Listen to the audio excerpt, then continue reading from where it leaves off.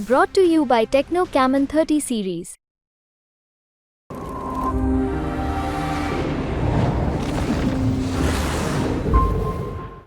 पुण्यातल्या कल्याणीनगर भागामध्ये घडलेल्या पोर्शे कार अपघात प्रकरणामध्ये जो अल्पवयीन आरोपी आहे, जो बाल सुधारगृह न्यायालयात आहे, त्या आरोपीच्या आईला म्हणजेच आरोपी शिवानी अग्रवालला आज पोलिसांनी ताब्यात घेतलेलं आहे। गेल्या काही दिवसांपासून आरोपी शिवानी अग्रवाल ही फरार होती। त्यांच्या पुण्यातील राहत्या घरी सुद्धा ती नव्हती, त्यामुळे पोलीस तिला सातत्याने शोधत होते। परंतु एका टीपद्वारे मुंबईहून ती पुण्याला येत असल्याचं पोलिसांना समजलं आणि त्यानंतर पुणे पोलिसांनी कल्याणीनगरच्या अग्रवाल यांच्या घरातून शिवानी अग्रवालला अटक केलेली आहे। ब्लड सॅम्पलमध्ये फेरफार केल्याच्या प्रकरणामध्ये ससूनचे 2 डॉक्टर आणि एका शिपायाला पोलिसांनी यापूर्वीच अटक केलेली होती आणि जे 3 ब्लड सॅम्पल घेण्यात आले होते, ज्यात 2 वयोवृद्ध लोकांचे ब्लड सॅम्पल होते आणि एक जे ब्लड सॅम्पल होतं ते अल्पवयीन आरोपीची आई अर्थात शिवानी अग्रवाल हिचे होते। त्यासाठी पोलिसांना शिवानी अग्रवाल याची अटक करणं अत्यंत गरजेचं होतं। यापूर्वीच अल्पवयीन आरोपीचे आरोपी वडील विशाल अग्रवाल, आजोबा सुरेंद्र अग्रवाल या दोघांना पोलिसांनी ताब्यात घेतलेलं आहे। त्याचबरोबर अग्रवालचे जे ड्रायव्हर आहेत गंगाराम यांना सुद्धा पोलिसांनी तपासासाठी ताब्यात घेतलं होतं। त्यांची सुद्धा विचारपूस सुरू आहे आणि आता अग्रवाल प्रकरणामध्ये अल्पवयीन आरोपीच्या कुटुंबातलं म्हणजेच अग्रवाल कुटुंबाची ही 4थी अटक आहे। आता पुणे पोलीस शिवानी अग्रवालकडून पुढील माहिती काढून घेणार आहेत। ब्लड सॅम्पल कुणाच्या सांगण्यावरून बदललं, आधी कुणाची टेस्ट झाली होती, या सगळ्या प्रकरणाचा तपास होणार आहे।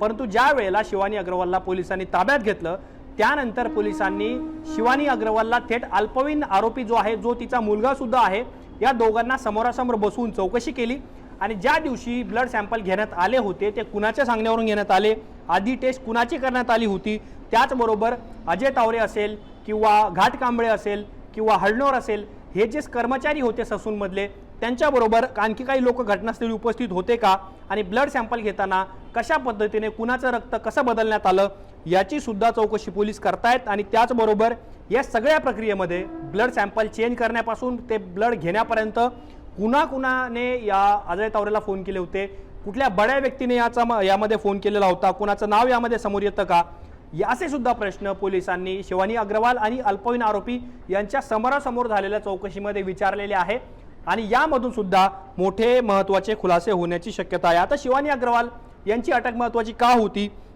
कारण ब्लड सॅम्पलमध्ये फेरफार केल्याचं प्रकरण आलं आणि त्या संपूर्णच एकूणच अग्रवाल प्रकरणात एक वेगळंच वळण मिळालं। पुणे अपघात प्रकरणामध्ये अनेक व्यक्तींचे सुद्धा आरोप प्रत्यारोप आपल्याला याच्यामध्ये पाहायला मिळाले आणि अजय तावरे आणि त्याच्याबरोबरच्या साथीदारांना ज्यावेळेस पोलिसांनी अटक केली त्यानंतर शिवानी अग्रवाल ही फरार झालेली होती। पुण्यामध्ये पोलिसांनी तिचा शोध घेण्यास सुरुवात केली होती, तिला ट्रेस करण्यात येत होतं, परंतु ती कुठे आहे याची माहिती कुणालाच लागत नव्हती। त्यामुळे पोलीस सातत्याने शिवानी अग्रवालच्या मागावर होते, तिला अटक होणार असं सुद्धा सातत्याने चर्चा होत होत्या। काही दिवसांपूर्वीच बातमी आली होती की शिवानी अग्रवाल ही 2 दिवसानंतर पोलिसांच्या समोर येणार आहे, चौकशीला सहकार्य करणार आहे।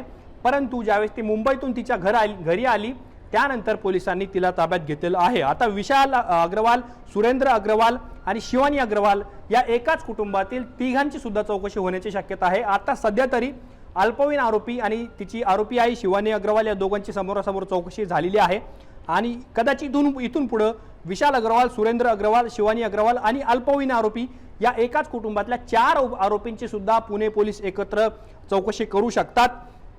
त्यानंतर आता जो या तिन्ही आरोपी जे आहेत या आरोपींच्या केसमध्ये पोलिसांनी कलम सुद्धा वाढवलेली आहे। या केसमध्ये 471 आणि 473 ही 2 कलम आता वाढवण्यात आलेली आहे, ज्यामध्ये फसवणूक केल्याचा आरोप सुद्धा आहे, तो आता पोलिसांनी मान्य केला आणि तो कलममध्ये जोडण्यात आलेला आहे। त्याचबरोबर पुरावे नष्ट करण्याचा प्रयत्न अग्रवाल कुटुंबाकडून होतोय असा सातत्याने आरोप होतो आणि तोच आरोप सुद्धा पोलिसांच्या तपासामध्ये येत असल्याचं आपल्याला पाहायला मिळतंय।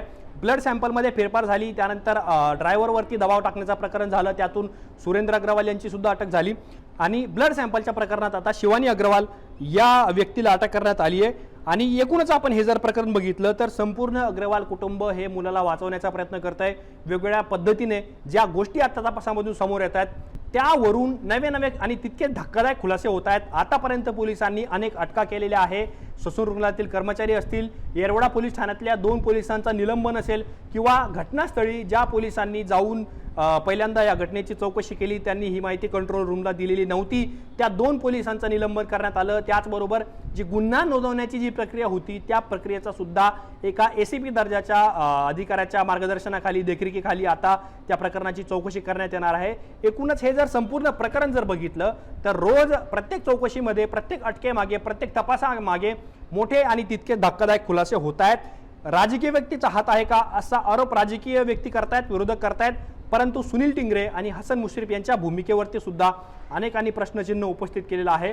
अजय तावरे ज्याला आता अटक करण्यात आली आहे, याच अजय तावरेला बढती मिळावी यासाठीचं पत्र सुनील टिंगरे जे राष्ट्रवादी दादा गटाचे आमदार आहेत, अजितदादांचे अत्यंत निकटवर्ती आमदार मानले जातात, वडगाव शिरीचे आमदार आहेत, त्यांनी मंत्री हसन मुश्रीफ यांना लिहिलं होतं आणि आश्चर्यकारक ते पत्र हसन मुश्रीफ यांनी स्वीकारलं सुद्धा होतं आणि अजय तावरेला अतिरिक्त कारभार सुद्धा देण्यात आलेला होता।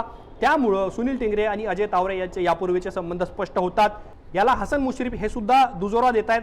त्यामुळे या प्रकरणात कुठेतरी आपल्याला राष्ट्रवादी अजित पवार गटाची अडचण वाढताना दिसते। आज उपमुख्यमंत्री अजित पवार यांनी सुद्धा या प्रकरणावरती पूर्ण स्पष्टीकरण दिलेलं आहे। एक प्रकारे त्यांनी सुनील टिंगरेची पाठराखण करण्याचा प्रयत्न केला, परंतु ज्या पद्धतीने आरोपींकडून जे खुलासे करण्यात येत आहेत, आरोपी ज्या गोष्टी सांगण्याचा प्रयत्न करतायत किंवा पोलीस त्यांच्याकडून काढण्याचा प्रयत्न करतायत, यातून अनेक गोष्टी आपल्याला समोर येत आहेत। त्यामुळे येत्या काळात अग्रवाल प्रकरण कुठल्या दिशेला जाणार याकडे आपलं लक्ष असणारच। परंतु आजच्या या व्हिडिओबद्दल तुम्हाला काय वाटतं हे आम्हाला कमेंट बॉक्समध्ये नक्की कळवा। असेच माहितीपूर्ण व्हिडिओ पाहण्यासाठी मुंबई तकच्या YouTube चॅनलला सबस्क्राईब करायला विसरू नका।